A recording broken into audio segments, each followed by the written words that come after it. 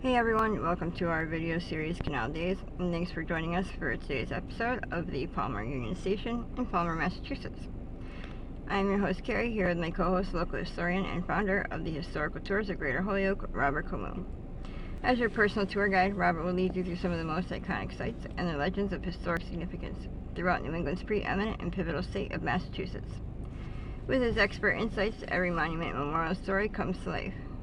Afterwards, don't forget to check out his website, holyokecanaltour.org, to access the full Canal Days video and podcast series. Also, check out his free in-person public tours he offers throughout Western Mass and the 2025 schedule for these special events. You can also book personalized private tours for groups of all sizes tailored to your interests. To discover all that and much more, remember to log on to holyokecanaltour.org. So, Robert, who designed this and built this station? It was Henry Hobson Richardson, probably the most important architect in the history of the United States, along with Louis Sullivan and Frank Lloyd Wright.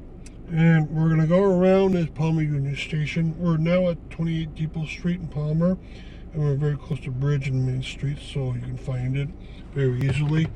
And what we're going to do around here is try to point out his architectural works and how it's similar and how many there are of these around. So the whole station area has a lot of wonderful things around it, including an engine for the trains, 102. Probably doesn't work anymore, but it looks like it would. So there's still trains going through Palmer. So here is a car, that's a dining car. It can be rented out for your use.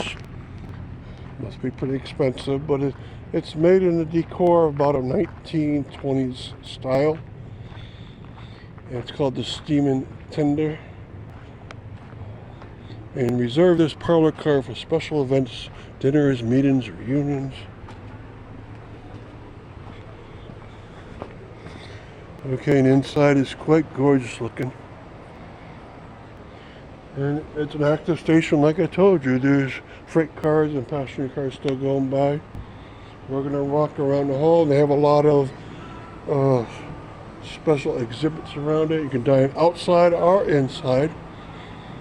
Right, this would have been the express ticket location. You could wait inside or outside if you wanted to for the train. This one's a passenger station, but of course you had freight stations. And it's quite filled up, about 200 people inside today.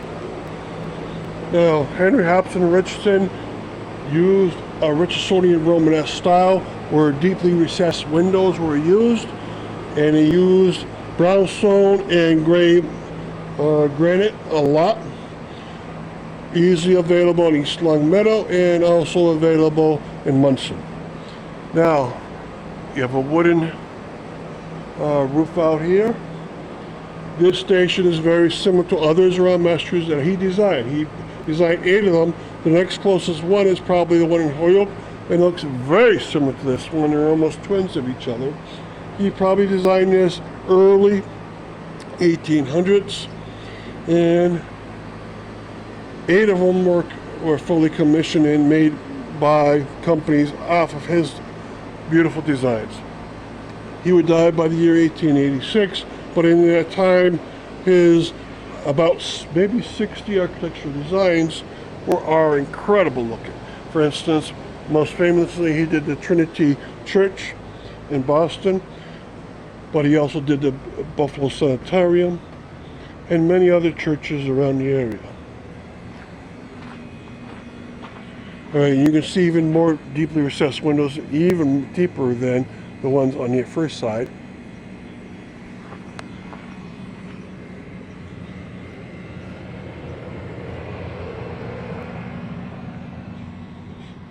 Okay, now onto the other railroad side.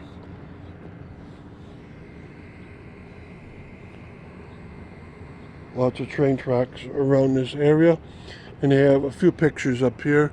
Look how deep these windows are, and have dormers up on the very top.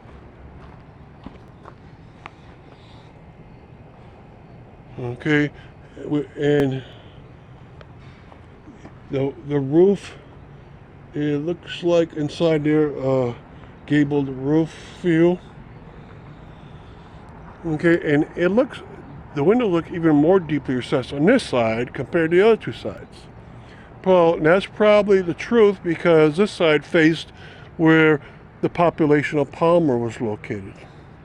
And they would have seen how beautiful a design it was. And this door is extremely deeply recessed.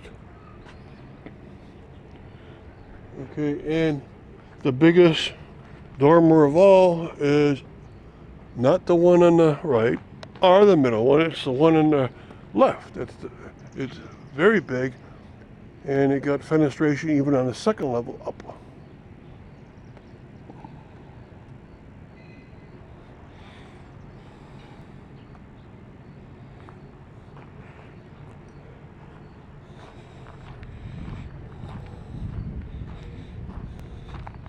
So imagine pulling into this station, and this one is one of the few that still exist off his full design.